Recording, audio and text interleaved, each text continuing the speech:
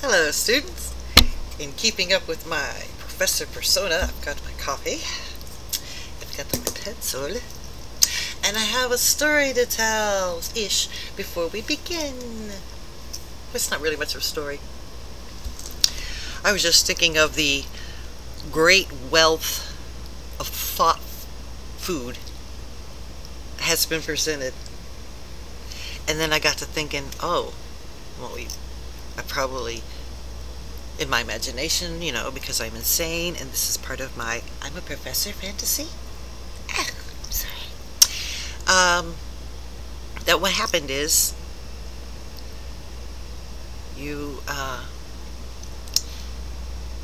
a lot of other conversations can be opened based on what I said, and then based on my opinion of abuse here and abuse there. Because automatically I can imagine my imaginary audience saying things like, yeah, but if we weren't hard on people, there wouldn't be soldiers to fight. And we got that one. We got a couple things to discuss, but the point is, I'm not going to discuss these things. I'm just going to note them, because we, on the same level of only understanding what we bring to the table and understanding what this has brought to the table, we might think, we've got everything figured out, man. It's all brainwashing. It's just like the conspiracy theories, and you can go and look there too. Or you could think, well, we need discipline because people are assholes, right? How do you train people to not break the law? Or how do you get people to go fight the enemy? Or you guys might be trying to say, it's not a, see, and the one thought that I keep getting stumped on, where my audience could be, is stuck on making excuses for why some abuse is okay, right?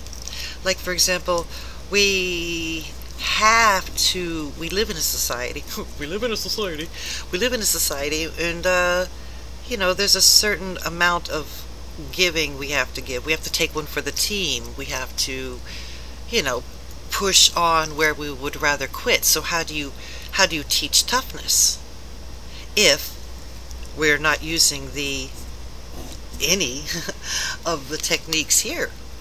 And this is fucking awesome, because while these techniques have been used to promote evil, okay, many of these techniques individually are used to help foster good. You see, because what they studied was how to manipulate the human behavior, how to change and manipulate the human mind. What they're focused on are how these things are used for bad reasons, or how these things could be used for good reasons. So even though I'm exploring the thought of how it could be used in a good way, other psychiatrists have done the same. From this, you have the hug therapy, where they hold somebody down, or put them in a blanket and do the rebirthing therapy. You get all of that. And those are wrong. Those are not. Why? Because we're looking at mental health without looking at the individual. You see, we're looking at the mental health in a non-nuanced way, where these are guidelines, or, like I said before, tried and true. It's such a complicated conversation. That's why I said we're not educated at this time. Let's hold on until we get a few more clues to discuss, because you're not going to unravel the greater conversation with just this understanding of how brainwashing is used. You need to look at it a lot deeper, which we're going to, of course, but things aren't simple, And another thought I was having today is about demystifying psychology.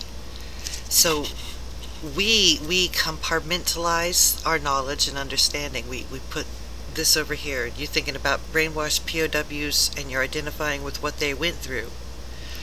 What you've compartmentalized is to see how these things have happened to you. You may have even questioned, do some of us live in a constant state of mental inebriation? Or inebriation, I can always say that. Inhibitory.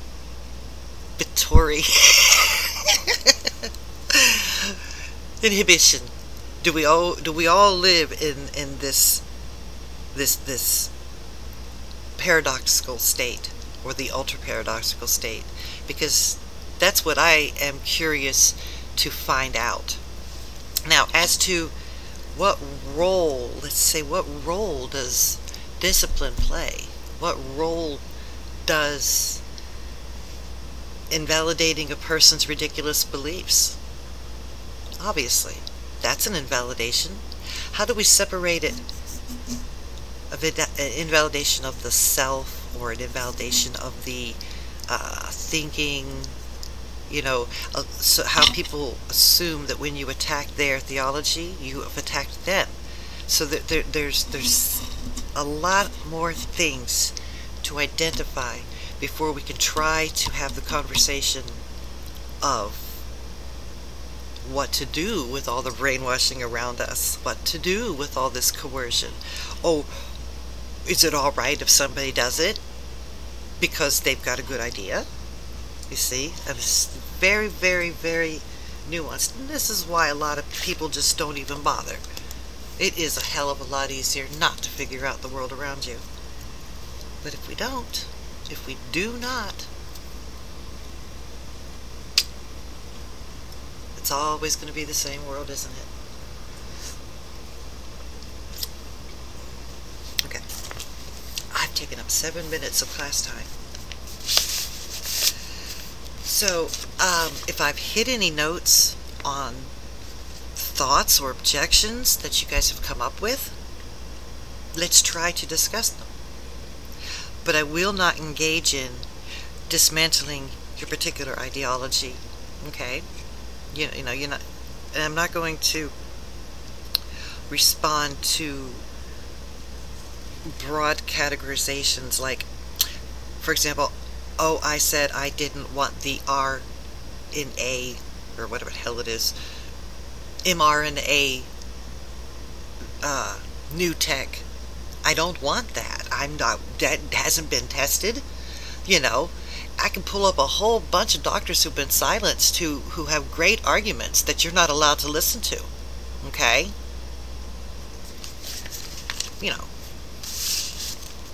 Duh! That's reason enough. If you have to silence people. Now here we go. Let me get back to work. I caught shrapnel right here! Alright. Chapter 3. Unquestioned Beliefs. Ooh, I forgot to turn off my air conditioner.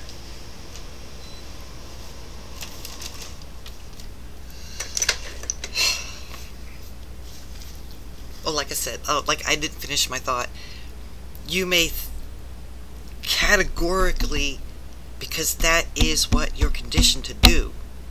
Oh, you're an anti-vaxxer. Let me erase everything you said, and I can stop considering it now, because you're trying to lead me down some path. No, I study Zen. There is no path for me to lead you on. Okay? I'm trying to teach people how to think, and hear, and listen, and see for themselves. Because it's your life. It's your reality. It's your mind. Don't you care? So here we go. The soldiers were forced to question beliefs they had never questioned. Their certainty was undermined. In The Social Animal, psychologist Elliot Aronson remarks, often beliefs that we hold are never called into question, and when they are not, it is relatively easy for us to lose sight of why we hold them. Thus, if subjected to severe attack, such beliefs may crumble. Many of the commentators on That Bad Place pointed out that when a soldier was uncertain of his beliefs or uninformed of his facts, he was far more susceptible to influence. Robert Blake and Jane Moulton, who made a study of interpersonal influence, which was published in The Manipulation of Human Behavior, found from their own experiments that conversion and conformity occurred most often when people were expressing ideological attitudes that were not based in personal experience.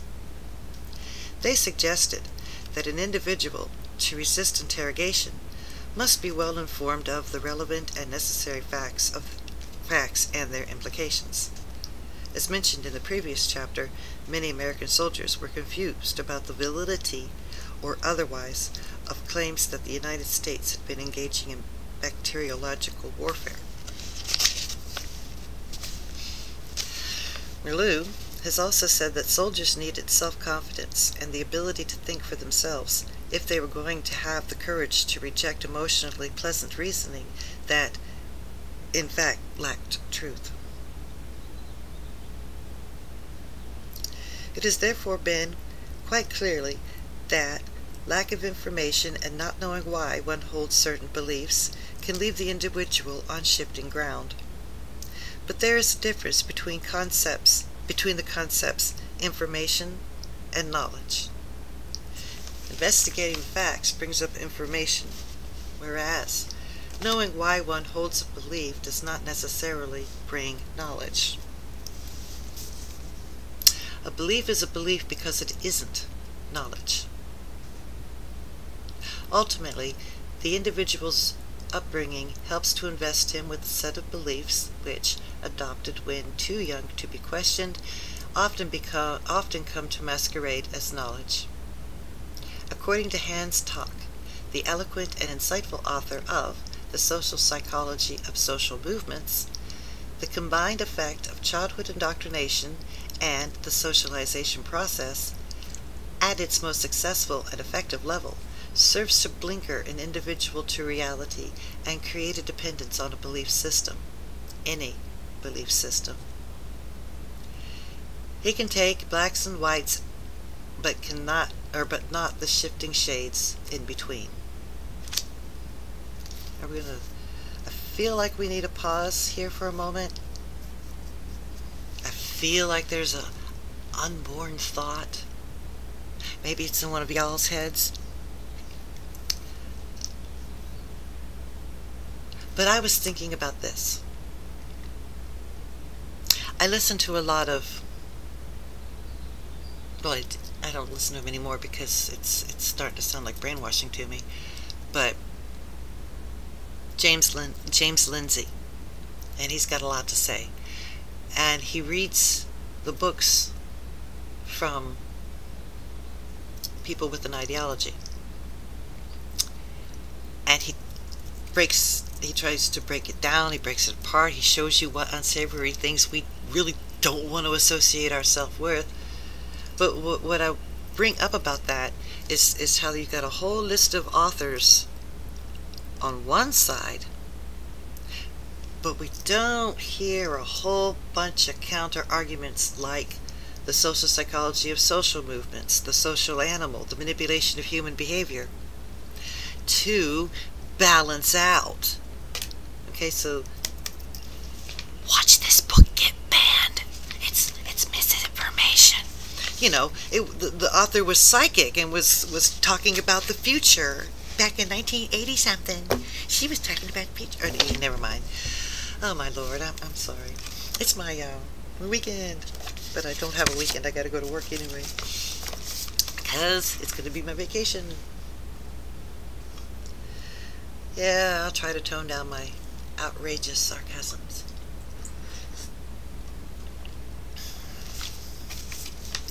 I'm just saying, I think when I grew up, we had news television programs that allowed side A and side B to present their info. And the news did not prefer one over the other. It was like that. And now it's not. And it hasn't been like that since 2012. I'll let you historians try to figure out why. This isn't a political channel. This is a channel about, damn it, everything. Indoctrination is an emotive word. Perhaps for most people it is most commonly associated with the rather blatant process of persuasion that goes on in totalitarian regimes, or the systemized thinking encouraged in minority political groups or religious cults that other people belong to, where slogans or catchwords such as state control or enlightenment encapsulate central concepts. It has a bad flavor, a bad feel, implying that the indoctrinated person has taken on board the conclusions of others instead of coming to his or her own. That's why in Zen we say don't count another person's beans, you know. Don't count another person's beans. Don't draw another man's arrow, you know. Drawing another man's arrow is trying to have his lesson for him. No. It flies in the face of free thinking, the rational weighing up of arguments, and all such ideals that we think we hold dear. But indoctrination, defined at its simplest, means to imbue with doctrine. To imbue means to permeate or to saturate, implying a process that can be much more subtle than the repetitious reciting of approved slogans. As authors who have been concerned by the concepts of coercion and behavior manipulation show, most of us are indoctrinated throughout our lives, even without knowing it, often without knowing it. Beliefs almost grow into us. They are then sustained and protected, usually unconsciously, by the physiological and psychological process of perception. Hans Talk demonstrates with particular lucidity how indoctrination takes place in childhood, whether it is intended or not. He sees the child's vulnerability as fourfold. First and foremost, the young child has limited perceptions. The world is his world, and his world is largely composed of his mother and father. As Talk says, in a world looked at through this particular lens, the most casual remarks of parents can easily acquire the weight of infallibility.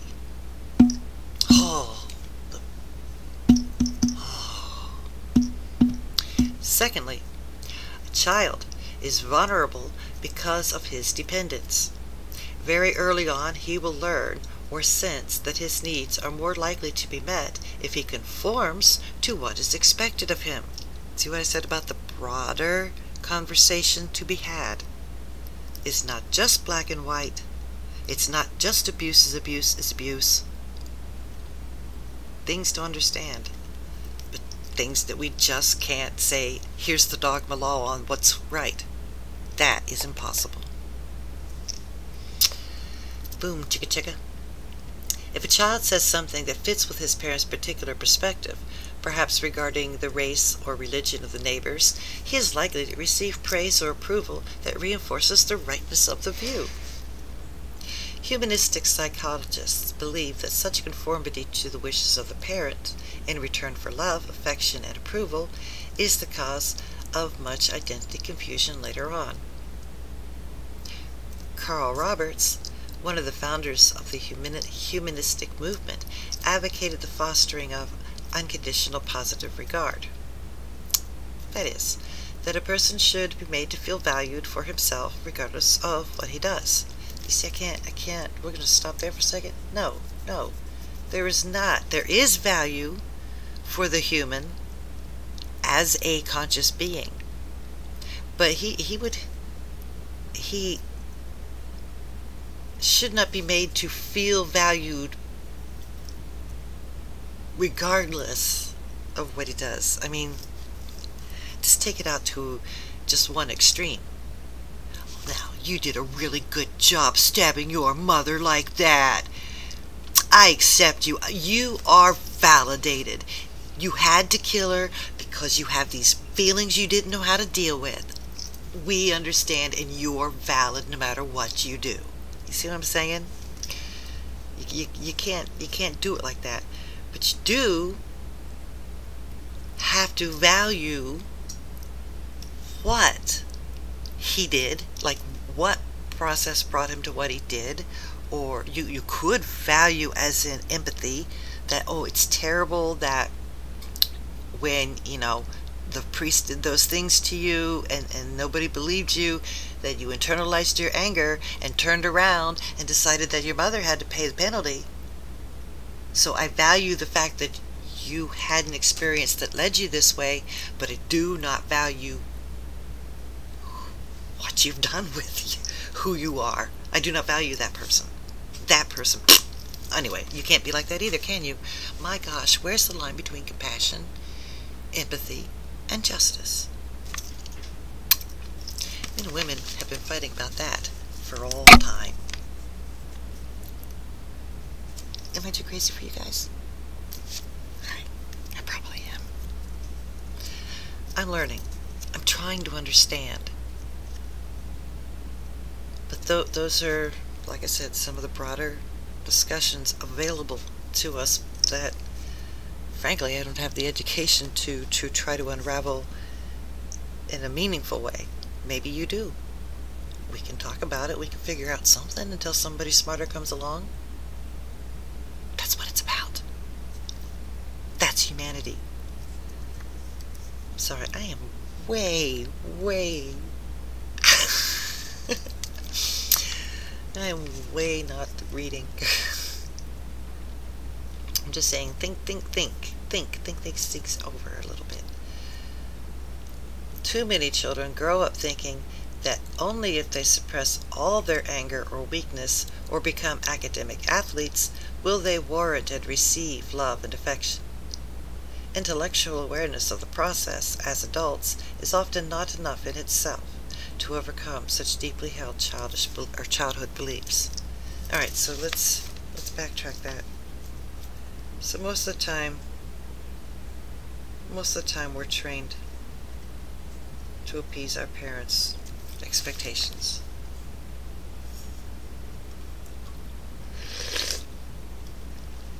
And we're never loved, appreciated for our own special interests as a child. And so those things are terrible. And there were parents who, and like I said, it all folds into itself. They never learn to love and understand another person. They cannot operate their world that way because the world does not operate that way. So that takes us back to the question of toughness. Anyway. So, even though we have intellectual awareness of the process of how we accepted conformity to things that became true because it's ingrained in us, intellectual awareness of the process as adults is often just not enough by itself to overcome the deeply held beliefs. I'm not good enough unless I can't show my anger or I'll be rejected. I can't be weak, or they'll always think I'm weak, and then they'll use it against me, which is another human misbehavior that we do. We have a lot of human misbehaviors, and the worst part about these human misbehaviors is, frankly, they are all childish. They are all like little child. Where are the adults? When do we adult? Dang. We're not going to get much of a list. You got me talking about my shrapnel. You have an adult who gets, who happens to see somebody's phone, and somehow, they look in it, they find really incriminating personal video in that phone. And they go and send it to everybody in that person's contact list because it's funny. It's funny. Alright. You have the unfortunate situation where a bunch of people who want to come into your country and change the way you think and force you to do things their way and give them the money for it, and you are forced to stand in battle against them. So, you have to fight. Because somehow in that society they figured out how to do things honorably without doing it for bad reasons. So here they are. Bam, bam, bam, bam. You got some dead soldiers right here, and you got some living soldiers right here. And then all of a sudden one of these soldiers comes along. He doesn't come from this society, that doesn't want to be rotten. And he comes along and, prisoners! Takes out a little, we get to do with them. Yeah, they're ours, right? And he takes pictures of that action, that horrible action, and sends it to the mother of the dead soldier on the dead soldier's own phone because it's fun. Human misbehavior. So while we're over here trying to unravel it, you have to understand who's doing it.